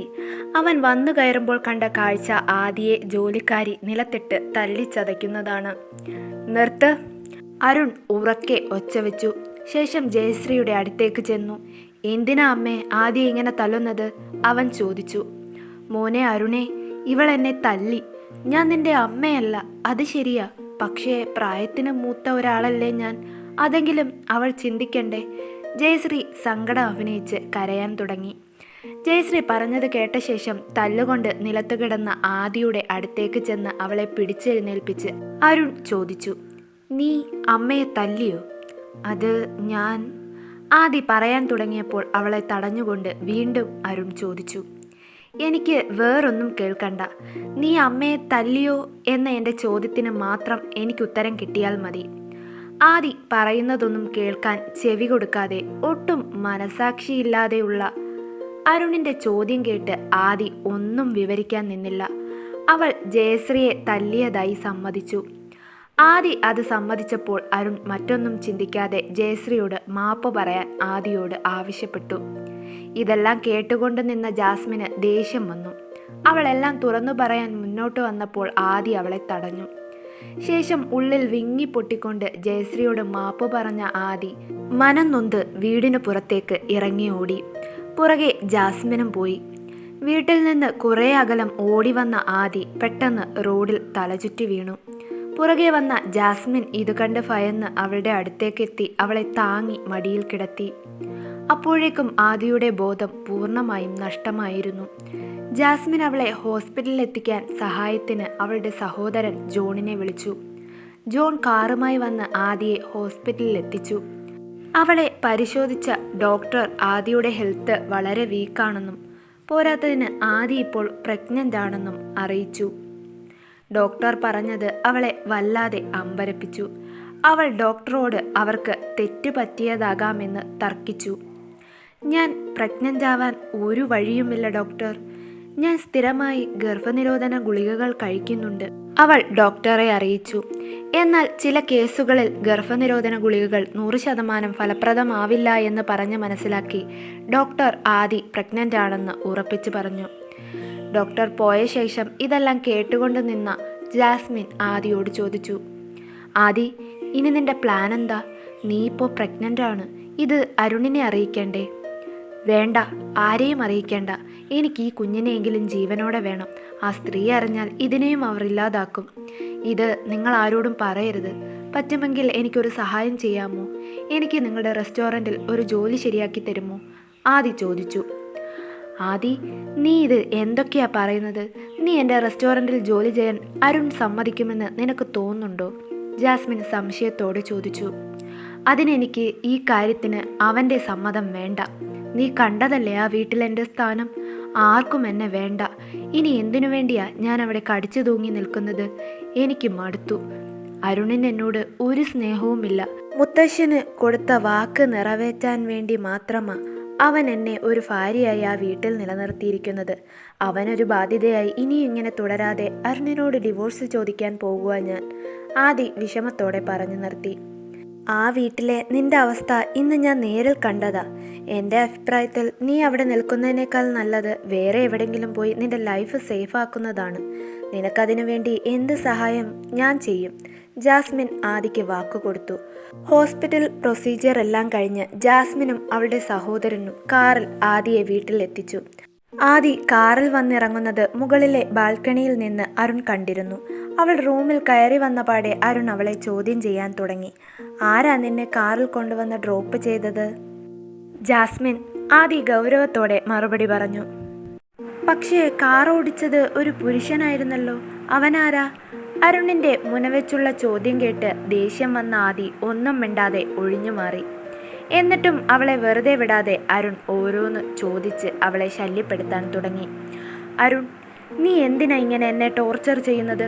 നിനക്ക് എന്നെ ഇഷ്ടമല്ല, എൻ്റെ കൂടെ ജീവിക്കാൻ താല്പര്യമില്ല എന്നുണ്ടെങ്കിൽ ഒരു ഡിവോഴ്സിന് ഞാൻ തയ്യാറാണ്, ആദി ദേഷ്യപ്പെട്ട് പറഞ്ഞു. ഓഹോ, നിനക്കെന്നെ ഡിവോഴ്സ് ചെയ്യണമല്ലേ? എന്താ, ഞാൻ പോരാന്ന് നിനക്കിപ്പോൾ തോന്നിത്തുടങ്ങിയോ? നിന്റെ മോഹം കൊള്ളാം, പക്ഷേ അതൊരിക്കലും നടക്കാൻ പോകുന്നില്ല. എൻ്റെ മരണം വരെ നീ എൻ്റെ ഭാര്യയായിരിക്കും എന്ന് പറഞ്ഞ് അരുൺ റൂമിൽ നിന്ന് പുറത്തേക്ക് നടന്നു. കുറച്ചു ദൂരം മുന്നോട്ട് നടന്ന ശേഷം പെട്ടെന്ന് തിരിഞ്ഞു നിന്ന അരുൺ, ഇനി നീ ഒരു വട്ടം കൂടി ഡിവോഴ്സ് എന്ന വാക്ക് എന്നോട് പറഞ്ഞാൽ എന്ന് അവളെ ദേഷ്യത്തോടെ നോക്കി കൈ ചൂണ്ടിക്കൊണ്ട് താക്കീത് ചെയ്ത ശേഷം ആദി എല്ലാം കേട്ടു നിന്നു. മറ്റൊന്നും ചെയ്യാനാവാതെ അവൾ ബെഡിൽ തളർന്നിരുന്നു. അങ്ങനെ വീണ്ടും ഒരു മാസം കടന്നുപോയി. ഇന്ന് ആദിയുടെ പിറന്നാളാണ്. രാവിലെ അരുൺ അവളോട് ബർത്ത്ഡേ വിഷ് ചെയ്തു. വൈകുന്നേരം റെഡിയായി നിൽക്കണം, ഒരു ഡിന്നറിന് പോകാമെന്ന് പറഞ്ഞ ശേഷം അവൻ ഓഫീസിലേക്ക് പോയി. അരുൺ തൻ്റെ പിറന്നാൾ ഓർത്തു വെച്ചിട്ടുണ്ട് എന്ന അറിവ് ആദിയെ സംബന്ധിച്ച് ഒരുപാട് സന്തോഷമുളവാക്കുന്ന കാര്യമായിരുന്നു. അവൾ വളരെ സന്തോഷത്തോടെ വൈകുന്നേരത്തെ ഡിന്നറിന് ഇടാനുള്ള ഡ്രസ്സ് ഒക്കെ എടുത്ത് റെഡിയാക്കി വെച്ചു. അങ്ങനെ വൈകുന്നേരമായി. അരുൺ ഓഫീസിൽ നിന്ന് അല്പം നേരത്തെ എത്തി. രണ്ടുപേരും റെഡിയായതിനു ശേഷം ഡിന്നർ കഴിക്കാൻ പ്ലാൻ ചെയ്തിരിക്കുന്ന റെസ്റ്റോറൻറ്റിലേക്ക് യാത്ര തിരിച്ചു. റെസ്റ്റോറൻറ്റിൽ എത്തുന്നതിന് മുമ്പ് അരുൺ ആദിക്ക് ഒരു ഫ്ലവർ ബൊക്കെ സമ്മാനമായി കൊടുത്തു. റെസ്റ്റോറൻറ്റിൽ എത്തിച്ചേർന്നതിന് ശേഷം അരുൺ ആദ്യം ഒരു കേക്കാണ് ഓർഡർ ചെയ്തത്. അത് കട്ട് ചെയ്ത ശേഷം ഫുഡ് ഓർഡർ ചെയ്യാമെന്ന് കരുതി അവർ കേക്കിന് വേണ്ടി വെയിറ്റ് ചെയ്തിരുന്നു. പെട്ടെന്നാണ് അരുണിന് ഒരു കോൾ വന്നത്. മേഘയാണ് വിളിച്ചത്. അരുൺ ഉടനെ ഓഫീസിലെത്തണമെന്നും ഒരു എമർജൻസി ഉണ്ടെന്നും മേഘ അറിയിച്ചു. ഉടനെ വരാമെന്ന് മേഘയോട് പറഞ്ഞ് കോൾ കട്ട് ചെയ്ത ശേഷം അരുൺ ഓഫീസിൽ എന്തോ ആവശ്യമുണ്ട്, ഉടനെ തിരിച്ചു വരാമെന്ന് ആദിയോട് പറഞ്ഞ ശേഷം റെസ്റ്റോറൻറ്റിൽ നിന്ന് ഓഫീസിലേക്ക് പുറപ്പെട്ടു. അരുണിൻ്റെ ജോലിത്തിരക്കുകളെ പറ്റി അറിയാവുന്ന ആദി അത് വലിയ കാര്യമാക്കാതെ അവനു വേണ്ടി കാത്തിരിക്കാൻ തയ്യാറായി. അല്പസമയം കഴിഞ്ഞ് ഓഫീസിലെത്തിയ അരുൺ മേഘയോട് എന്തിനാണ് എമർജൻസി ആണെന്ന് പറഞ്ഞ് അവനെ വിളിച്ചത് എന്ന് ചോദിച്ചു. മേഘ അവൻ്റെ ചോദ്യത്തിന് ഉത്തരം നൽകാതെ അവനെ ബലമായി പിടിച്ച് ചെയറിലിരുത്തിയ ശേഷം അവൻ്റെ ദേഹത്ത് ചാഞ്ഞ് അവനെ ചുംബിക്കാൻ മുതിർന്നു. അരുൺ പെട്ടെന്ന് അവളെ തള്ളി മാറ്റി ചെയറിൽ നിന്ന് ചാടി എഴുന്നേറ്റു.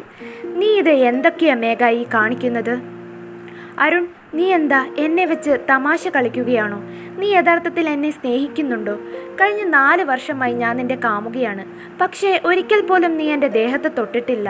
എന്തിന് എൻ്റെ അടുത്തൊന്ന് ചേർന്നിരുന്നിട്ട് കൂടിയില്ല. പക്ഷേ ആ ഊമ പെണ്ണിനെ നിനക്കിഷ്ടമല്ല എന്ന് പറഞ്ഞതിന് ശേഷവും നീ അവളെ നിന്റെ ഭാര്യയാക്കി. അവളുടെ ദേഹത്ത് നീ തൊടാറുണ്ട്. പോരാത്തതിന് അവൾ നിന്റെ കുഞ്ഞിനെ പ്രഗ്നൻറ്റുമായിട്ടുണ്ട്. ഇപ്പോഴേ നീ രഹസ്യമായി അവളുടെ ബർത്ത്ഡേ ആഘോഷിക്കാൻ റെസ്റ്റോറൻറ്റിൽ ഡിന്നറൊക്കെ ബുക്ക് ചെയ്തിരിക്കുന്നു. നീ എന്ത് കരുതി ഞാനൊന്നും അറിയില്ല എന്നോ? ഇതിൽ നിന്നെല്ലാം ഞാൻ എന്താ മനസ്സിലാക്കേണ്ടത്? അരുൺ അവൾക്ക് മുന്നിൽ വഴങ്ങാതെ അവളെ തള്ളി മാറ്റിയത് കാരണം മേഘ അവനോട് ദേഷ്യപ്പെടാൻ തുടങ്ങി.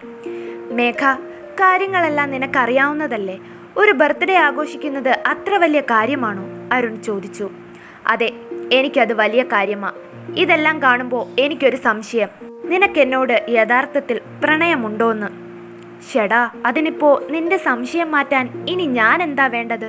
നീ അധികമൊന്നും ചെയ്യണ്ട, ഒരു കാര്യം മാത്രം ചെയ്താൽ മതി. ആദിയുടെ ബർത്ത്ഡേ ആഘോഷിക്കാൻ ഇന്ന് നീ പോകരുത്. ഇന്നത്തെ ദിവസം മുഴുവൻ നീ എന്നോടൊപ്പം ഈ ഓഫീസിൽ ചിലവഴിക്കണം. അങ്ങനെയാണെങ്കിൽ നീ എന്നെ പ്രണയിക്കുന്നുണ്ടെന്ന് ഞാൻ വിശ്വസിക്കാം. മേഘ അവളുടെ കണ്ടീഷൻ മുന്നോട്ട് വെച്ചു. മറ്റ് മാർഗമില്ലാതെ അരുണിന് സമ്മതിക്കേണ്ടി വന്നു.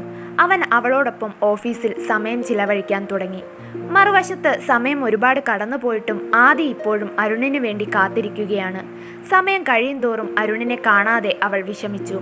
ഓർഡർ ചെയ്ത കേക്ക് വന്നു. അത് അലിയാനും തുടങ്ങി. റെസ്റ്റോറൻറ്റിൽ വരുന്നവരും പോകുന്നവരും ഒറ്റയ്ക്കിരിക്കുന്ന ആദിയെ ഒരു വല്ലാത്ത രീതിയിൽ നോക്കുന്നുണ്ടായിരുന്നു. അവൾക്കത് ഒരു ബുദ്ധിമുട്ടായി തോന്നി തുടങ്ങി. സമയം ഒരുപാട് കഴിഞ്ഞിട്ടും അരുണിനെ കാണുന്നില്ല. ഫോൺ ചെയ്തിട്ട് എടുക്കുന്നുമില്ല. ഇനി അരുണിന് എന്തെങ്കിലും സംഭവിച്ചു കാണുമോ എന്ന് ആദി ഭയപ്പെടാൻ തുടങ്ങി.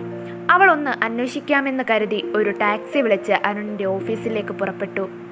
അരുണിൻ്റെ ഓഫീസിലെത്തിയ ആദി അവൻ്റെ ക്യാബിൻ്റെ അടുത്തെത്തി ഡോർ തുറന്നപ്പോൾ കണ്ടത് അരുണിനോട് ചേർന്നിരുന്ന് സംസാരിക്കുന്ന മേഘയാണ്. ഇത്രയും നേരം റെസ്റ്റോറൻറ്റിലിരുത്തി വെയിറ്റ് ചെയ്യിപ്പിച്ചിട്ട് അരുൺ ഇവിടെ മേഘയോടൊപ്പം സമയം ചിലവഴിക്കുകയായിരുന്നു എന്ന തിരിച്ചറിവ് അവളെ വല്ലാതെ വേദനിപ്പിച്ചു. അപ്രതീക്ഷിതമായി ആദിയെ അവിടെ കണ്ട അരുണും ഒന്ന് ഷോക്കായി. അരുൺ, എന്താ ഇതൊക്കെ? ആദി ദേഷ്യത്തോടെ ചോദിച്ചു. അരുൺ തൻ്റെ അടുത്തു നിന്ന് മേഘയെ തള്ളി മാറ്റി എഴുന്നേറ്റ് ആദിയുടെ അടുത്തേക്ക് നടക്കാൻ മുതിർന്നു. മേഘ അത് തടഞ്ഞു. അവളെല്ലാം കണ്ടില്ലേ, ഇനി എന്തിനാ മറയ്ക്കുന്നത് എന്ന് ചോദിച്ച് മേഘ മുന്നിലേക്ക് കയറി നിന്നു. കോളേജിൽ പഠിക്കുന്ന സമയം തൊട്ട് ഞാനും അരുണും പ്രണയത്തിലാണ്. നിന്നെ കല്യാണം കഴിച്ചോളാമെന്ന് അരുൺ മുത്തശ്ശന് കൊടുത്ത വാക്കാണ് ഞങ്ങളെ തമ്മിൽ അകറ്റിയത്. പക്ഷേ വിവാഹശേഷവും അവൻ ഇപ്പോഴും എന്നെയാണ് പ്രണയിക്കുന്നത്. നിനക്ക് അവൻ്റെ ലൈഫിൽ പ്രത്യേകിച്ച് സ്ഥാനമൊന്നുമില്ല. മേഘ ഒരു മനസാക്ഷിയുമില്ലാതെ ആദിയോട് പറഞ്ഞു. എല്ലാം കേട്ട് നിന്ന ആദി ആകെ തളർന്നുപോയി. അരുണിന് തന്നോടുള്ള പെരുമാറ്റത്തിന് പിന്നിൽ എന്തൊക്കെയോ രഹസ്യങ്ങളുണ്ടെന്ന് മുന്നേ തോന്നിയ ആദിക്ക് അവനോട് കേട്ടതെല്ലാം സത്യമാണോ എന്ന് ചോദിക്കാൻ മനസ്സു വന്നില്ല. അവസാനമായി ആദി അരുണിൻ്റെ മുഖത്തേക്ക് ദയനീയമായി ഒന്ന് നോക്കിയ ശേഷം അവിടെ നിന്നും നടന്നുപോയി. അരുൺ ആദിയെ വിളിച്ചുകൊണ്ട് അവളുടെ പിന്നാലെ പോകാൻ മുതിർന്നെങ്കിലും മേഘ അവനെ അവിടെ തടഞ്ഞു നിർത്തി. ഒരുപാട് ആശിച്ചു നേടിയ ജീവിതം മുഴുവനായും ഉപേക്ഷിച്ച് അവിടെ നിന്നും ഇറങ്ങി നടന്ന ആദി അവളുടെ വയറ്റിൽ കൈവച്ച് തലോടിക്കൊണ്ട് എന്തു വന്നാലും തൻ്റെ കുഞ്ഞിനെ പ്രസവിച്ച് നന്നായി വളർത്തുമെന്ന് മനസ്സിൽ ഉറച്ച തീരുമാനമെടുത്തു. അവിടെ നിന്നും ഇറങ്ങി നടന്ന ആദി നേരെ പോയത് ജാസ്മിൻ്റെ അടുത്തേക്കാണ്. ജാസ്മിനെ കണ്ടപാടെ ആദി അവളെ കെട്ടിപ്പിടിച്ച് കരഞ്ഞുകൊണ്ട് നടന്നതെല്ലാം വിവരിച്ചു. ജാസ്മിൻ അവളെ സമാധാനിപ്പിക്കാൻ ഒരുപാട് കഷ്ടപ്പെട്ടു. ആദിക്ക് ജാസ്മിൻ്റെ വീട്ടിൽ തന്നെ താമസിക്കാൻ അവൾ സൗകര്യമൊരുക്കി. രാത്രി ഒരുപാട് വൈകിയും അരുൺ ആദിയെ ഒരുപാട് തവണ ഫോൺ ചെയ്യുന്നുണ്ടായിരുന്നു. അവൾ കോൾ അറ്റൻഡ് ചെയ്തില്ല. 2 ദിവസത്തോളം ആദി ആ ദുഃഖത്തിൽ തളർന്നിരുന്നെങ്കിലും അവളുടെ കുഞ്ഞിനെക്കുറിച്ചോർത്ത് ആരുടെയും സഹായമില്ലാതെ മുന്നോട്ട് ജീവിക്കണമെന്ന വാശി മനസ്സിലുറപ്പിച്ച് മുന്നോട്ടുള്ള ദിവസങ്ങൾ ഊർജിതമാക്കി. ആദി ജാസ്മിൻ്റെ റെസ്റ്റോറൻറ്റിൽ ഒരു സ്റ്റാഫായി ജോലി നോക്കാൻ തുടങ്ങി. ഇതിനിടയിൽ അരുൺ പല പ്രാവശ്യം ആദിയെ കാണാൻ ശ്രമിച്ചു. അവൾ അവനെ കാണാൻ താല്പര്യമില്ലാതെ അവിടെ നിന്നെല്ലാം അവനെ മാറ്റി നിർത്തി. അങ്ങനെ പിന്നെയും ദിവസങ്ങൾ മുന്നോട്ട് കടന്നുപോയി.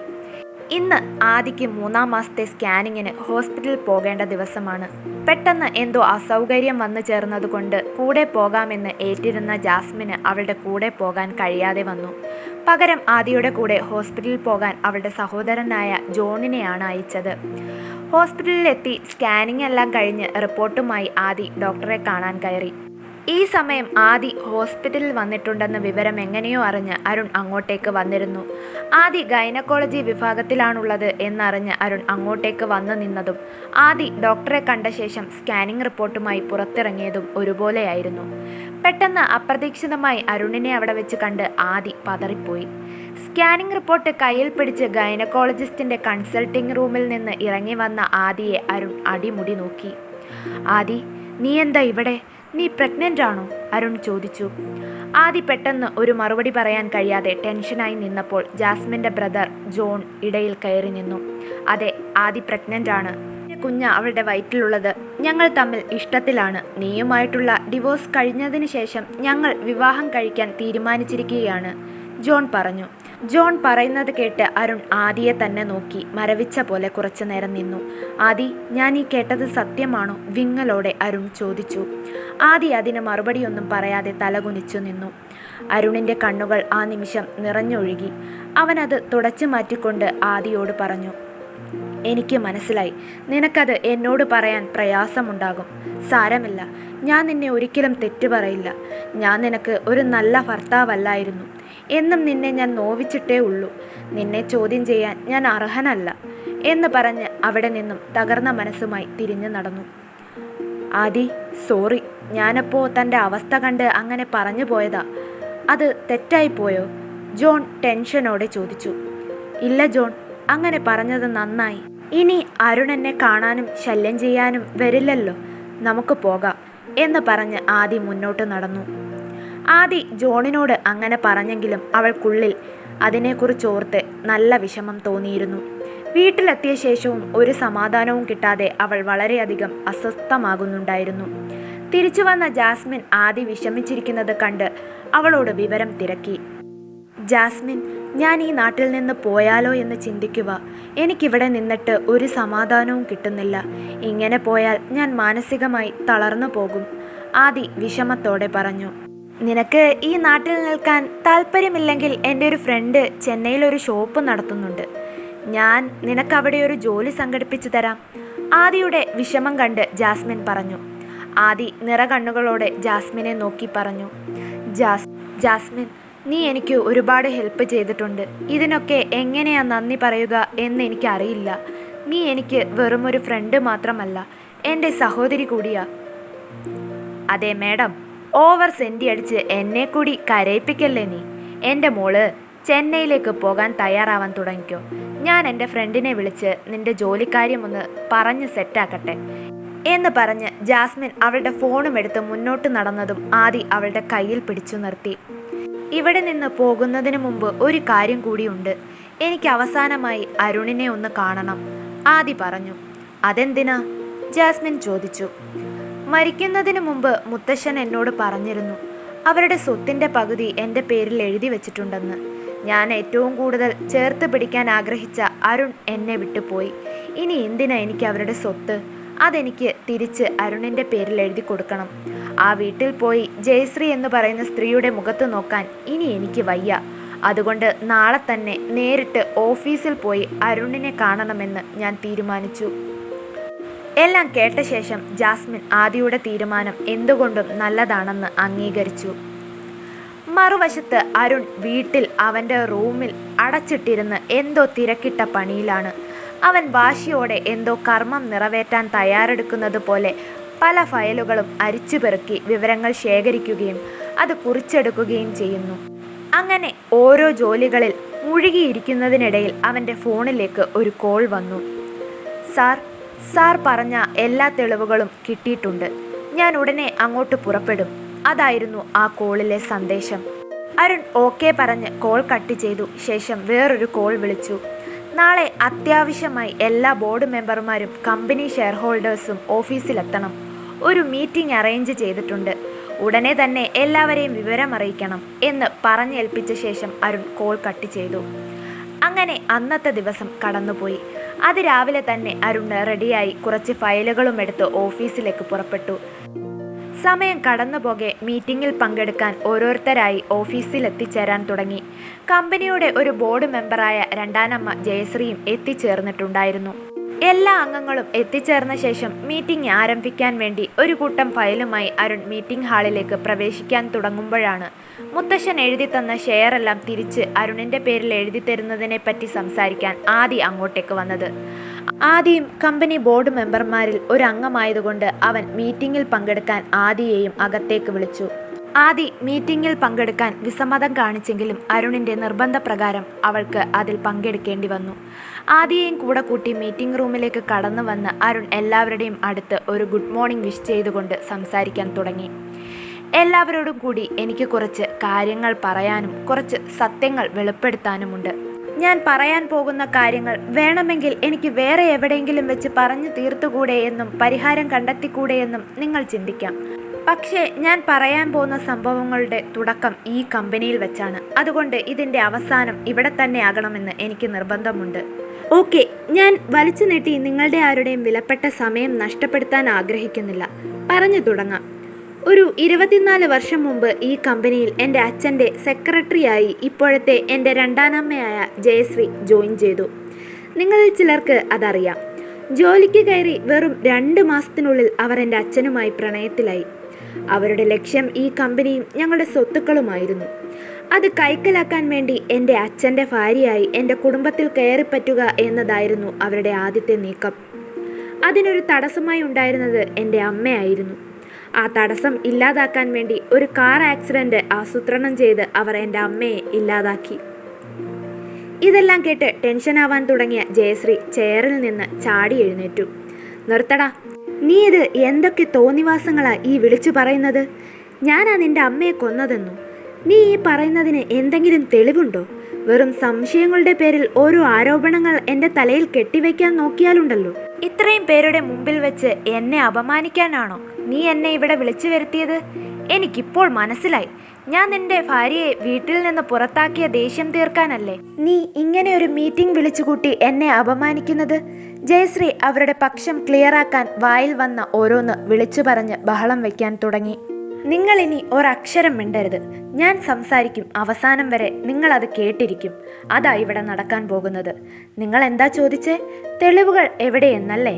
ഉണ്ട്. ഞാൻ ഈ പറയുന്നതിനെല്ലാം എൻ്റെ കയ്യിൽ തെളിവുണ്ട്. നിങ്ങൾ ചെയ്ത കുറ്റങ്ങളുടെ തെളിവും അതിന് നിങ്ങളെ സഹായിച്ച ആൾക്കാരും ഇപ്പോൾ എൻ്റെ കസ്റ്റഡിയിലാണുള്ളത്. അതുകൊണ്ട് മിണ്ടാതെ അവിടെ ഇരുന്ന് ഞാൻ പറയുന്നതെല്ലാം കേൾക്കുന്നതായിരിക്കും നിങ്ങൾക്ക് നല്ലത്. അരുൺ ഭീഷണിയുടെ സ്വരത്തിൽ ജയശ്രീയോട് പറഞ്ഞു. ആ സാഹചര്യത്തിൽ മറ്റൊന്നും ചെയ്യാൻ കഴിയാതെ ജയശ്രീ അവിടെയിരുന്നു. അവർ അപ്പോൾ വല്ലാതെ വിയർക്കാൻ തുടങ്ങിയിരുന്നു. അരുൺ ജയശ്രീയെ രൂക്ഷമായി നോക്കിയതിനു ശേഷം അവൻ്റെ സംസാരം തുടർന്നു. എൻ്റെ അമ്മയുടെ കൊലപാതകം ഈ സ്ത്രീ ഒരു അപകടമരണമായി ചിത്രീകരിച്ചു.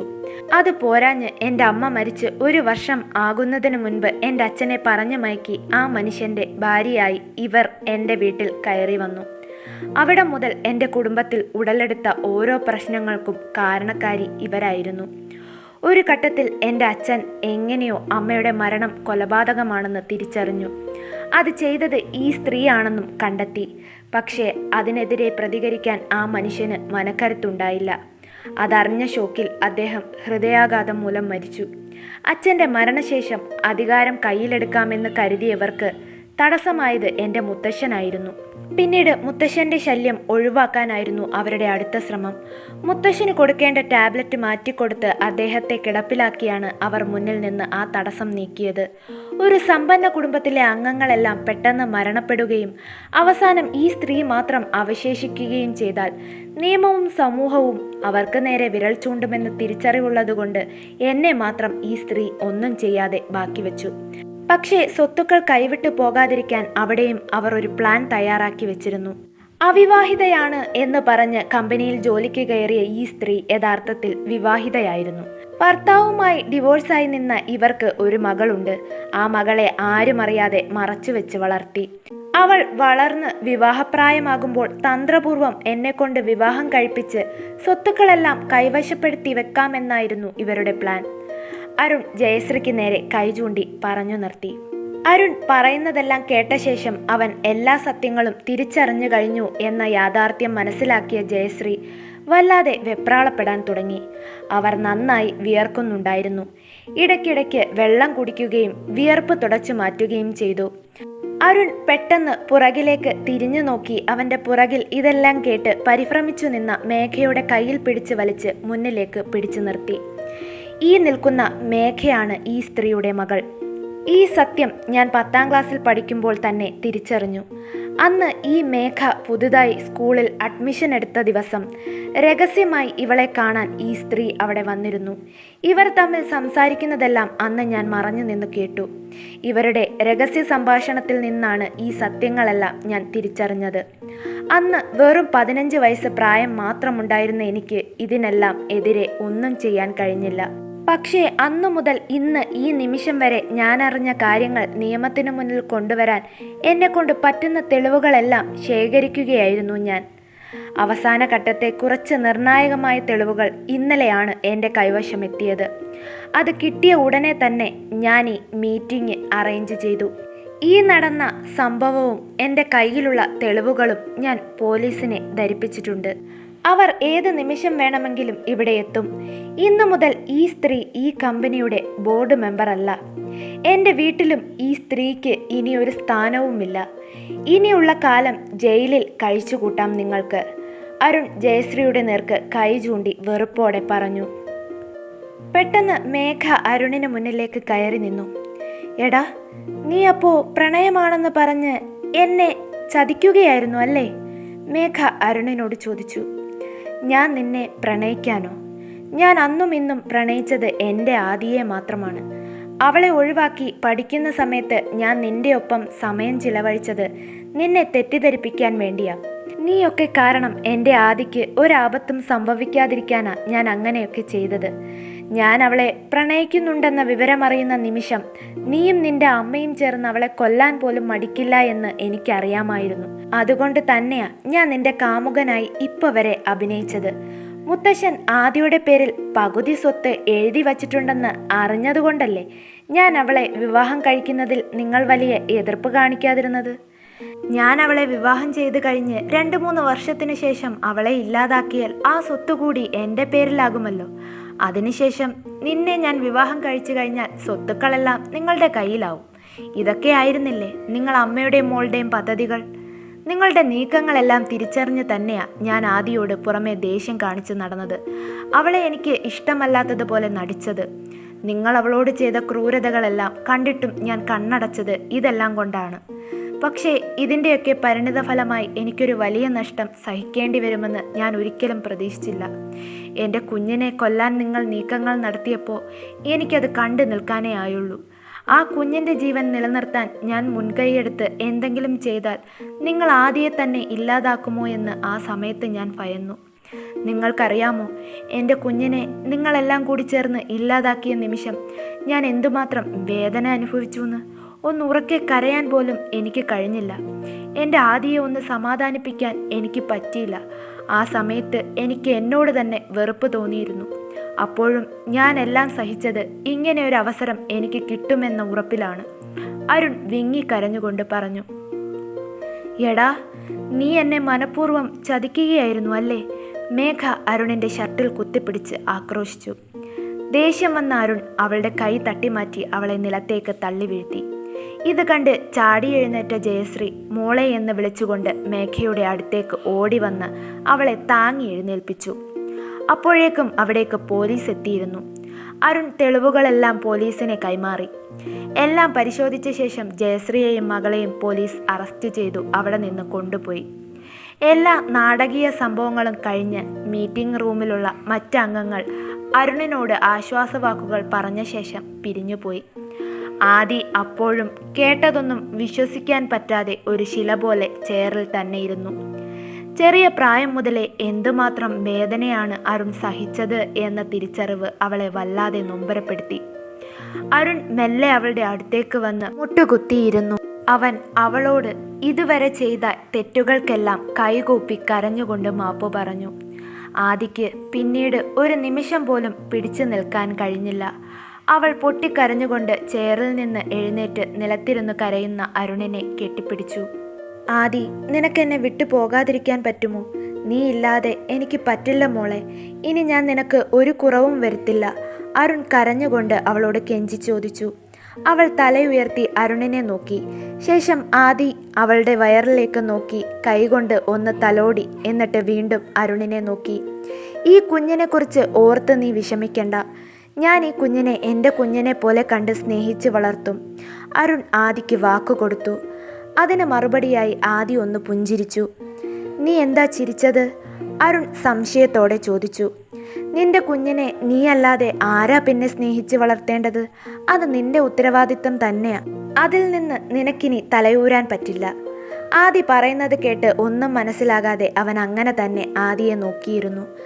ആദി അരുണിൻ്റെ തലയ്ക്ക് ഒരു കൊട്ടു കൊടുത്തതിന് ശേഷം പറഞ്ഞു. ഡാ മരമണ്ട, ഞാനിപ്പോൾ 3 മാസം പ്രഗ്നൻ്റാ. അതിനർത്ഥം എൻ്റെ വയറ്റിലെ കുഞ്ഞ് അത് നിൻ്റെയാ. അരുൺ ഒരു നിമിഷം സ്തംഭിച്ചിരുന്നു. അവൻ ആദിയെ അടിമുടി നോക്കി. ശേഷം സന്തോഷം കൊണ്ട് ഞാനൊരു അച്ഛനാവാൻ പോകുന്നു എന്ന് ഉറക്കെ വിളിച്ചു പറഞ്ഞുകൊണ്ട് അവളെ എടുത്തുയർത്തി വട്ടം കറക്കി.